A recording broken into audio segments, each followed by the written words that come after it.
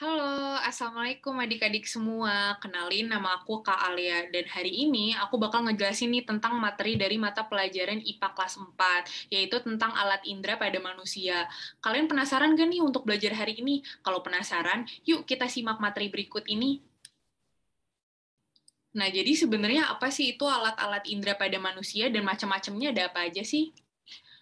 Alat indera merupakan alat-alat tubuh yang berfungsi untuk mengetahui keadaan di luar tubuh. Alat indera sendiri biasanya disebut dengan panca indera karena terdapat atau terdiri dari 5 indera.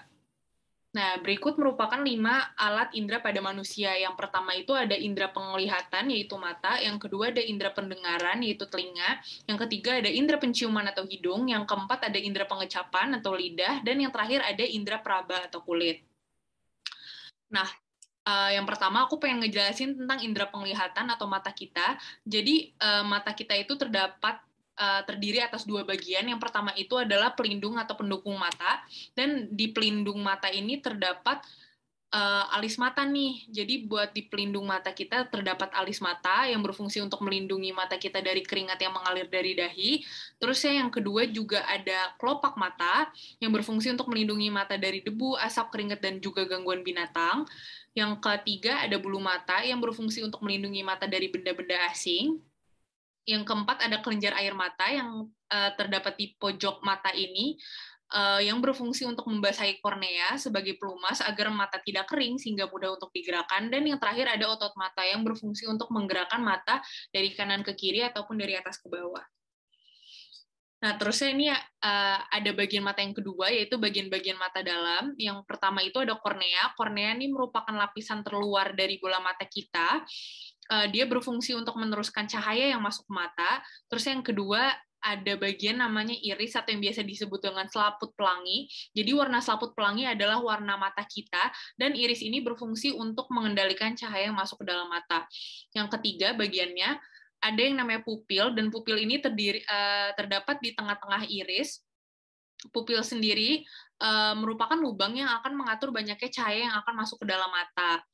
Nah, terus yang keempat, ada bagian yang namanya lensa mata nih, yang kelihatannya bulat kayak telur.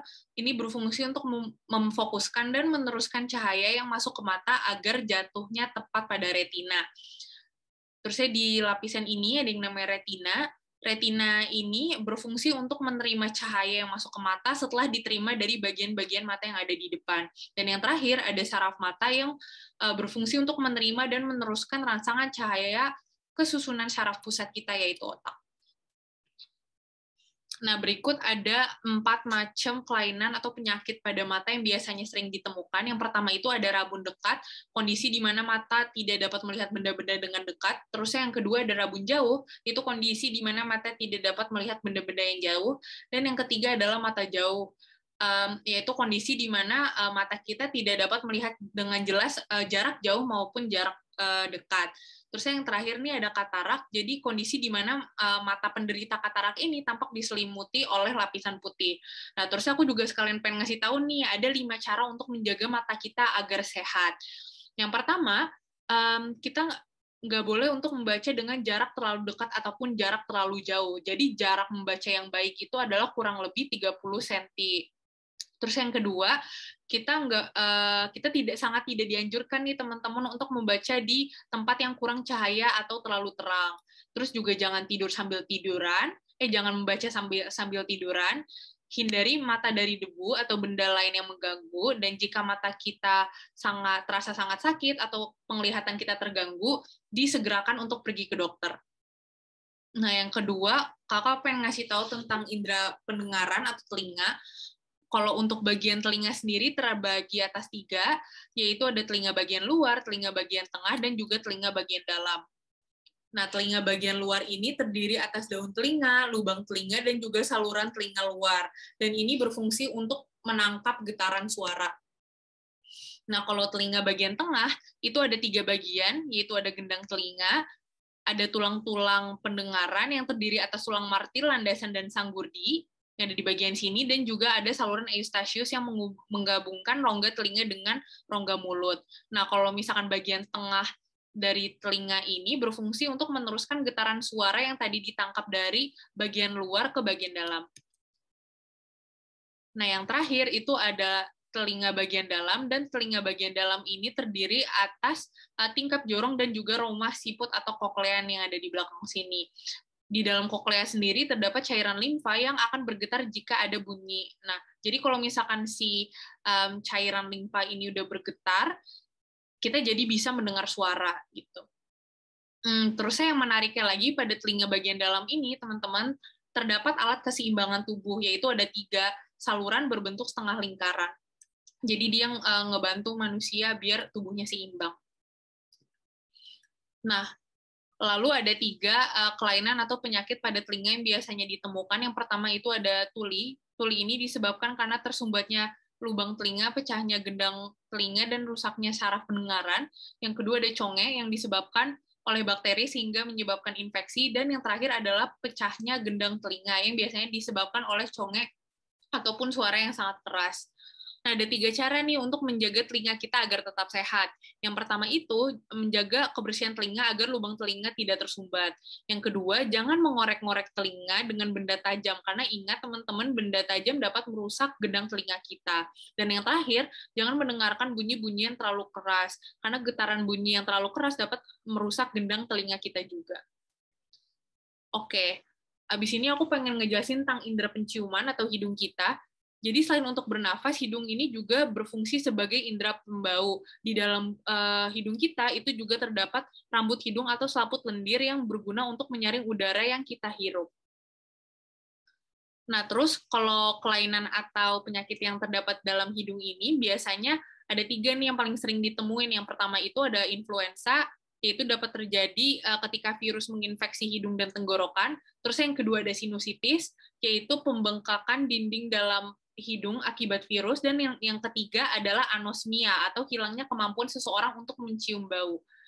Nah, ada 3 cara nih untuk menjaga hidung kita agar tetap sehat. Yang pertama adalah usahakan tidak terkena influenza, jadi jangan main hujan-hujanan, atau juga jangan bermain di daerah yang berdebu. Terus yang kedua, kalau bisa bersihkan hidung kita dengan sapu tangan atau kertas pembersih atau tisu,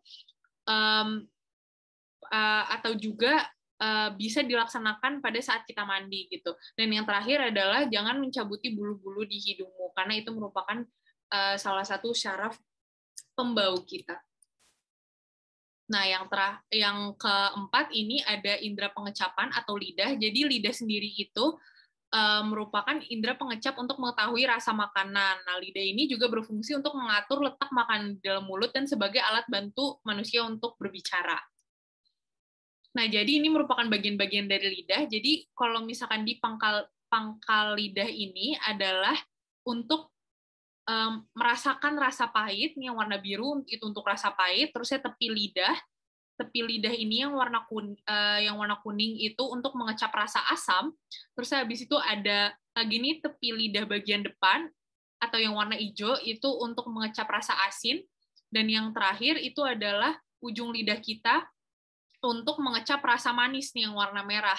Nah, pada permukaan lidah kita juga terdapat bintil-bintil atau yang biasa disebut dengan papila. Nah, di papila ini terdapat saraf-saraf kita untuk merasakan rasa gitu. Jadi saraf-saraf pengecap kita itu terdapat di papila. Nah, berikut adalah kelainan dari lidah. Jadi fungsi lidah itu dapat terganggu jika terjadi gangguan pada saraf-saraf lidah, dan hal itu bisa terjadi ketika kita makan makanan yang terlalu panas ataupun dingin. Nah, terus ada 2 nih cara untuk menjaga lidah sehat. Yang pertama itu, jangan makan makanan atau minuman yang terlalu panas ataupun dingin, karena dapat merusak saraf-saraf pengecap. Dan yang kedua adalah bersihkan lidah dengan pembersih lidah setiap kali menggosok gigi. Oke, dan yang terakhir ada indera praba atau kulit. Jadi bagian kulit itu terdapat 2, yaitu lapisan endodermis dan dermis. Kalau lapisan endodermis itu merupakan lapisan yang terbungkus bersama ujung-ujung saraf kecil. Jadi saat menyentuh sesuatu, ujung saraf itu akan mengirim pesan langsung ke dalam otak kita. Terus yang kedua itu ada lapisan dermis, yaitu lapisan yang mengandung kelenjar penghasil minyak. Dan kelenjar ini juga berguna untuk menjaga kelembapan kulit. Oke deh teman-teman, jadi segitu aja penjelasan dari materi untuk hari ini.